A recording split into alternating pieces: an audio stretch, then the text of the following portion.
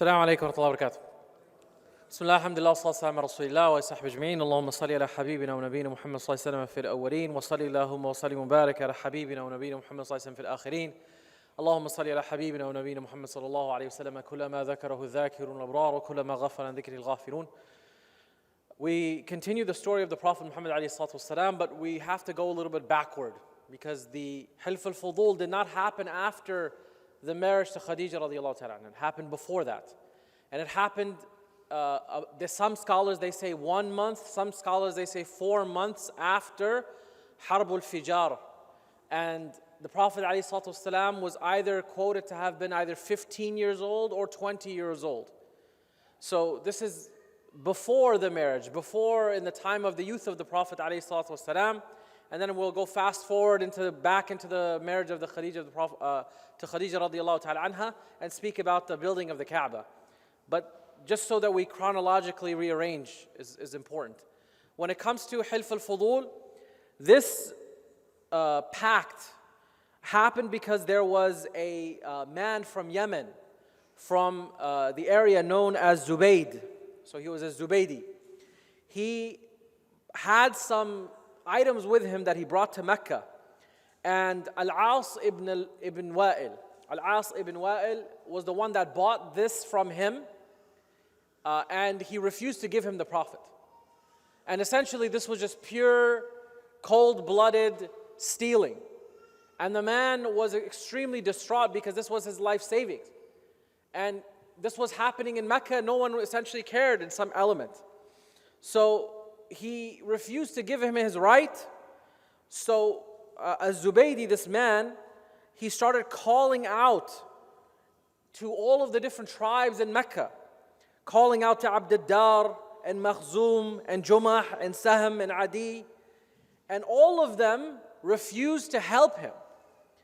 And specifically because he was just another merchant from Yemen, whereas Al-As ibn Wa'il was one of the elite. So this is a textbook case of how there's systematic preference in every society. This is a textbook case of how people in the elite prefer one group over another. This happened in Quraysh and it's happening here. How many of y'all remember in COVID when everybody got a paycheck in businesses, right? When people had to pay taxes, the richest company in all of America paid, not only did they not pay taxes, the government paid 1.9% of their profits to them. They paid negative 1.9% taxes. Amazon, in that year. And as we all know, this entire country's tax code is based on preferring businesses and corporations. There's entire loophole codes of how people cannot pay taxes if you're wealthy. Get this foundation and then do this and do that. This is well known in this society. Accountants make a killing based on this. Some of you are sitting here, mashallah, Allah Mubarak, right? So you all know that the wealthy in the world are the same Quraysh. There's a systematic preference that still happens. And the people who are, their money is being stolen from them, who are they? The middle class. Who are they? The one that are just trying, I just bought some of my stuff from Yemen to sell. I'm just trying to make it for my family. And these corporations are eating everybody up. So the stories are the same, subhanAllah. And you see the difference in that society, which some of the scholars, they said it was in fact one of the reasons why Quraysh even made it. Quraysh actually survived is because they stood for justice in this case. And Allah subhanahu wa ta'ala will support a society who establishes justice even if they're disbelievers, over a society who is Muslim but they commit oppression. So what happened? He called out. He got on top of Jabal Abi Qubays, and Jabal Abi Qubays is now the mountain where the king's castle is on in Mecca. You know the castle that's literally next to the Kaaba? And it's like overseeing everything? That's the mountain called Abu Qubays. He got on top of the mountain because as you can see, it oversees all of Mecca. And he starts screaming out and calling out over the oppression that happened to him, saying, يا آل فهر لمظلوم بضاعته ببطن مكة نائي الدار والنفر ومحرم أشعث لم يقضي عمرته يا للرجال وبين الحجر والحجر إن الحرام لمن ثمت كرامته ولا حرام لثوب الفاجر الغدر. He basically says, oh, you people who claim you're from the most noblest of lineages, what do you say about the one whose property was stolen and being oppressed? In the middle of Mecca, where the house is present and people come to from all places, and how people get into ihram, the clothes of sacrilege, if you want to call the ihram, the clothes of sacrilege, and they come disheveled and destitute, seeking for their prayers. And he continues and says this, basically, where are you people? You claim you're the people of the protectors of the house. You claim you're such a great society. You claim you're the best civilization in the world. Why is it that we have in America the biggest amount of homelessness in the Western world? Why is it that we are worrying about everything else that's happening in the world and trying to police the nations of this world, and we're not worrying about how the average American doesn't even have health insurance in this country? Millions. In fact, it got deleted. We're not worrying about the middle class, which requires, and we're worrying about some wars that are happening in other places and delivering weapons to people to commit more oppression. I'm translating this entire scenario to you because in essence, that society's ills is something the Prophet ﷺ dealt with when he was 20 years old, and some say 15. So you want to talk about a rite of passage? What are our children doing at 15 and 20? And when he does this, Az-Zubayr ibn Abd al-Muttalib, the uncle of the Prophet Muhammad ﷺ, gets up and he could not stand it because he comes from a lineage where the family of the Prophet ﷺ at the end of the day cannot stand for oppression to happen among them. And this is an attribute of Nubuwwah. This is in their genes from Ibrahim alayhi salam. So he got up and he says, ما لهذا متروك فاجتمعت بنو هاشم وزهرة وبنو تيم ibn Murrah. He said, what's wrong with this one who's been left by everybody? Everyone turned their backs on him and he's crying on top of the mountain over his oppression. So subhanAllah, that one cry made the biggest tribes of Mecca gather around him. And they gathered in the home of Abdullah ibn Jud'an. And when they got there, they signed a pact. And this pact was known as Hilf al-Fudul, or the Pact of Virtues. And some of the scholars, they say it's called Fudul because 3 of the first signatories, all of their names were Fadl. So Fudul meaning all of the Fadls. But some of them say no, it actually means virtue. The 3 Fadls were Fadl ibn Fudala, Fadl ibn Wada'a, and Fadl ibn al-Harith.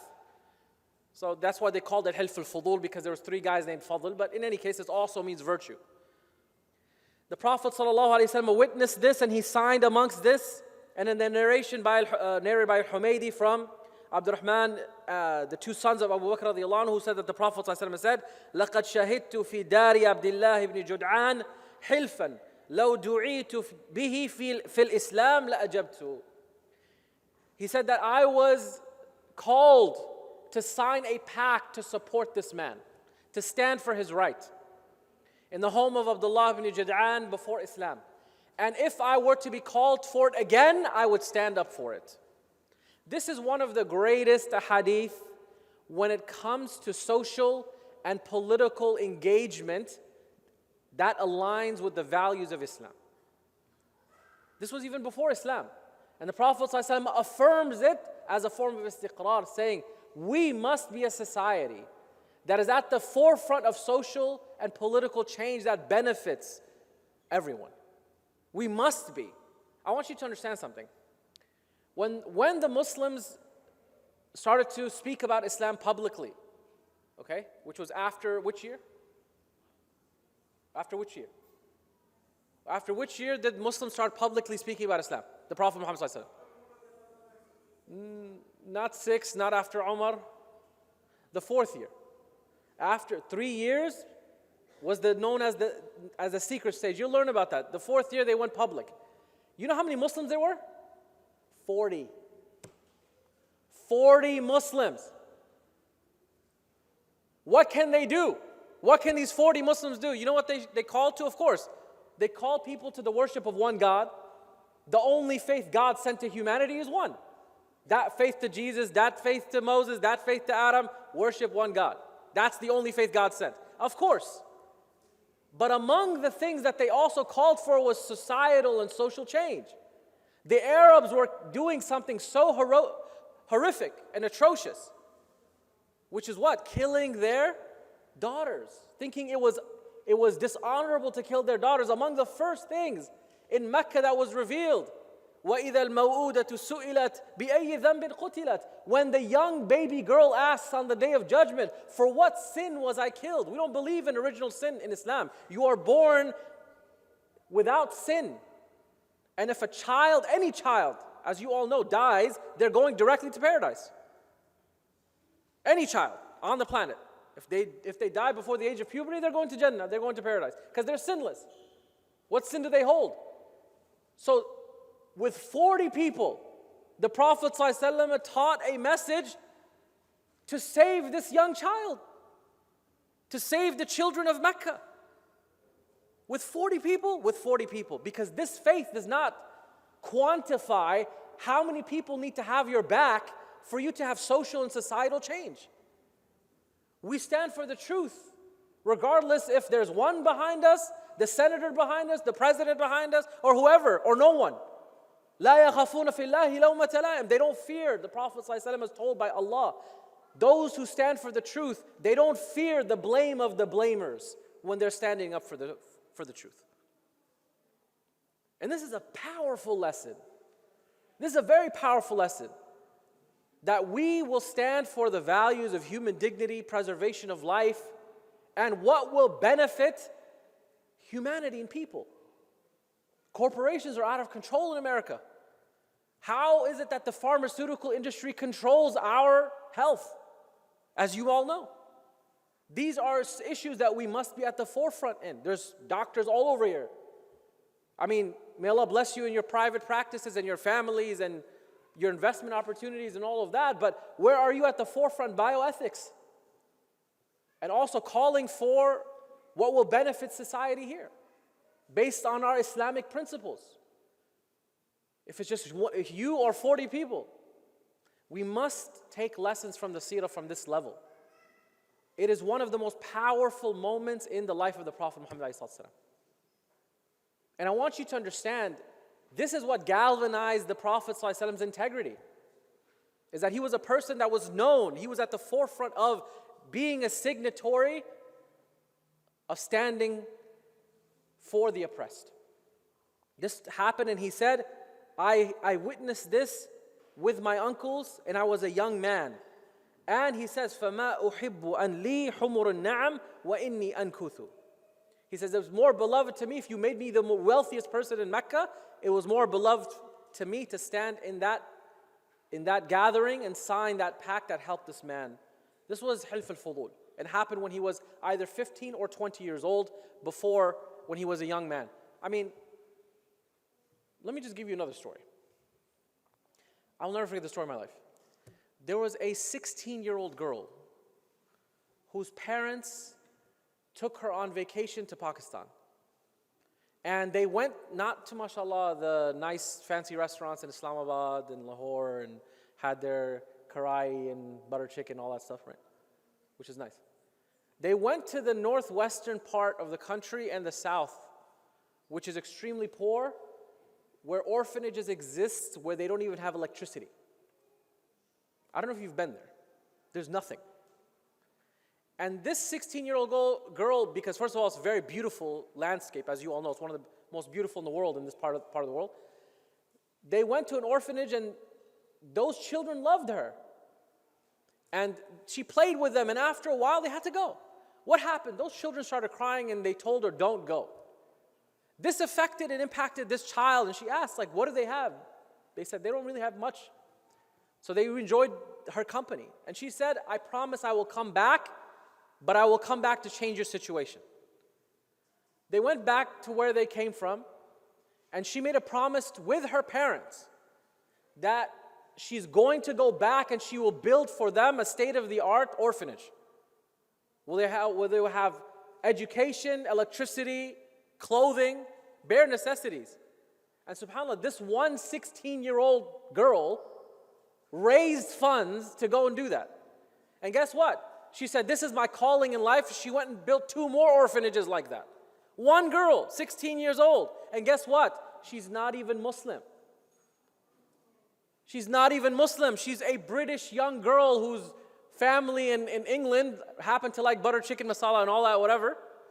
And they wanted to go to Pakistan because it's beautiful. And they wanted to visit it on vacation. And this one non-Muslim girl was so impacted and so touched that she built an orphanage with her own hands, with her own will. I mean, it was so shocking, staggering, also beautiful.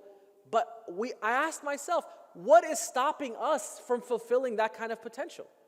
Where we are a faith that teaches every single Muslim, you have a power to impact massive change in society. It's just what? Your ability to fulfill your potential or not. And the Prophet Muhammad ﷺ was that kind of person. He was 15. He said, you know what? I'm signing a political pact to support people. And he said, if I was called in Islam again, I would be the first one to rush towards it. What is stopping us from doing something like that? Do you know we have the most power in the world for this kind of impact because of something called the blue passport? Right? You can go anywhere.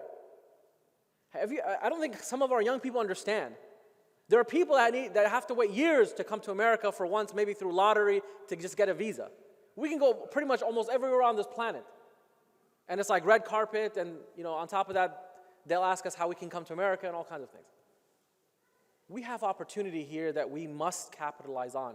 It is part of our faith that we leave an impact on humanity and not just be people that take benefit from this society. We will be questioned about this. Allah subhanahu wa ta'ala says about the blessings that He's given you, ثُمَّ لَتُسْأَلُنَّ يَوْمَئِذٍ عَنِ النَّعِيمِ. And then on that day of judgment, you will be asked about the blessings that you were given. Of course, after that, the Prophet ﷺ married Khadija radiallahu ta'ala anha. Did Ustadha Maryam tell you how old the Prophet ﷺ was? Did she? How old was the Prophet ﷺ when he married Khadija radiallahu anha? 25. How old was she? How old was she? 40 years old. Okay. I disagree with this. We take the view of the earlier scholars that she was 28 years old. And this is the view of Ibn Kathir, Ibn Imad, and many of the great ulama like Ibn Ishaq. And as far as the view that she's 40 years old is narrated in a weaker chain by al-Waqidi. This is a Seerah conference, so I'll give you some extra information. Okay, so the idea was she was older, she went through a number of marriages, but the view that she is 40 years old is a very widely reported narration, but it is not as strong as the view that she was 28 years old. It is not as strong as the view that she was 28 years old. Why? They backtracked her death date, and they also looked at the fact that she had how many children with the Prophet ﷺ after, if she was to be 40? Do you all understand the problem here? Yes. So the idea being is there's a number of realities when it came to the Prophet ﷺ marriage with her, that when they backtracked her death date, they found her to be 28 years old and not 40 years old. And this is the view of a large number of my teachers in Medina. Among them Shaykh Hamid Akram Bukhari, among them Shaykh Anis Tahir and others. That she was 28 years old, not 40 years old. Thereafter, the Prophet ﷺ, when he was 35 years old, Allah subhanahu wa ta'ala honored him with an event which also was very, very much significant in that society. And that was that the Kaaba walls started to crumble. And the reason for that was that they used to gather cloth from everyone that went to Umrah and Hajj. Everyone who went, they would give a piece of cloth to the Kaaba. And what they would do is they would actually sew all of the cloths, and they would make one big cloth, and then they would hang that over the Kaaba. So the sitar of the Kaaba was not black like we know it now.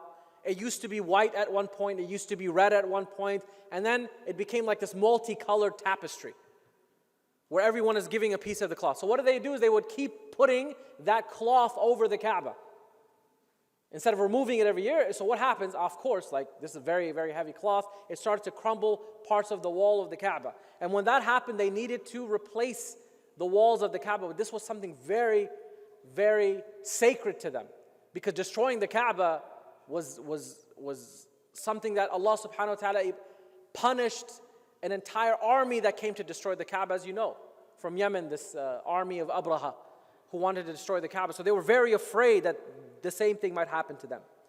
So when they wanted to rebuild that Kaaba, they said they have a number of conditions. Number one, we have to make sure that God is pleased with us for destroying the walls of the Kaaba. And number two, it must be done with pure wealth. So they wanted to destroy those walls, and one of them, he decided to do it first, and his name was al-Walid ibn al-Mughira. He said, people, do you want to do this because you're rectifying it or you're trying to cause harm? They said, we're trying to rectify. So he says, as for Allah, He will never destroy those who want to rectify society. He says, La yuhlikullah al-muslihin. Allah will not destroy those who rectify. So he took the axe, or the tool called the mi'wal, and he went towards the direction of the Kaaba, and he said, Bismillah, in the name of Allah subhanahu wa ta'ala, and he struck the Kaaba and nothing happened to him. So when that happened, people realized, okay, it's safe. What is the sanctity of the Kaaba for them to even consider this, even as idol worshippers? This house, as we know, was the first house built for the worship of Allah, as the Prophet Muhammad ﷺ said. The scholars disagree who built the Kaaba first. Some scholars, they say the angels, and that is the correct opinion. Other scholars say Adam was the first to build it. It was destroyed by the flood of Noah. It was rebuilt by Ibrahim alayhi salam, Abraham. And this house is not intended as somehow we direct the worship of God to the house. Of course not. But it's directed for the unification of all of humanity to face one direction in worshiping the Lord Almighty. We don't worship the Kaaba itself in any sense. This place was sanctimonious even when they changed the religion of God and they said that the idols are demigods. The idols are other gods that essentially fulfill our needs, that help us reach where we want our hopes and desires, etc. So hence, when even idol worship came, they still sanctified the Kaaba. And they filled the Kaaba with these idols. When idol worship destroyed the original faith of Abraham and all of the other prophets. So the Prophet Muhammad ﷺ came upon this momentous occasion when all of the tribes of the Arabs finished building the Kaaba, but there was a problem. They ran out of money. Remember, they said pure wealth. They ran out of money. The original size of the Kaaba is actually rectangular. It's rectangular. It's not square. You know that half semicircle that's next to the Kaaba? That wall that's a half semicircle is called Hijr Ismail or the Hatim. That's part of the Kaaba. So they ran out of wealth, pure wealth, so they built it into a square and they left this half semicircle which remains to this day. But the original Kaaba is actually rectangular. And up until the 1980s, maybe some of your great-grandparents, anyone could go inside the Kaaba. Anyone. You didn't need to be a dignitary, you need to be Erdogan or Imran Khan or anyone. You could go inside and there's no problem. Because praying inside the Kaaba, essentially, your prayers are accepted. Now there's a blessing. Because if you pray inside that half semicircle, you're actually praying inside the Kaaba. So if somebody says, I want to go inside the Kaaba, just go inside the half semicircle, pray. Right? Now in reality, if you're inside the Kaaba, which direction do you face? You can technically face any direction, but when you're inside the half semicircle, don't face the opposite direction. You're just being weird. Can you do that? Yes, you can, but just don't do that. Okay? Because you're inside the Kaaba technically, just face the direction of the wall where everybody else is doing. There's always one guy, right? Don't do that. So you can pray inside the Kaaba, and prayers are accepted, of course, in this area and anywhere in Mecca in general. In any case, the Prophet ﷺ came where they almost were fighting. Why? Because everything was done except placing a rock which was known as the black stone in its place. Now, there's 10 tribes in Mecca. It's like basically saying which NFL team gets to be the division leaders. And everybody's fighting, we're going to do it because we're going to be known for it. So they started almost getting into a war over this issue. Finally, one of them said he had an idea, and he said, listen, whichever man that comes out into the area of the Kaaba, they will decide what we do, and we're going to decide based on that. And everybody said, yes, fine. Guess who came and walked in? Muhammad sallallahu alaihi wasallam, the Prophet Muhammad. And everyone was ecstatic. You know why? Because he was known as a Sadiq al-Amin. He was known as the truthful and the trustworthy. So they said, let a Sadiq al-Amin decide. And I want you to just take a pause slightly. He was established as being the most truthful in the society and the most trustworthy in the society before he was even a prophet.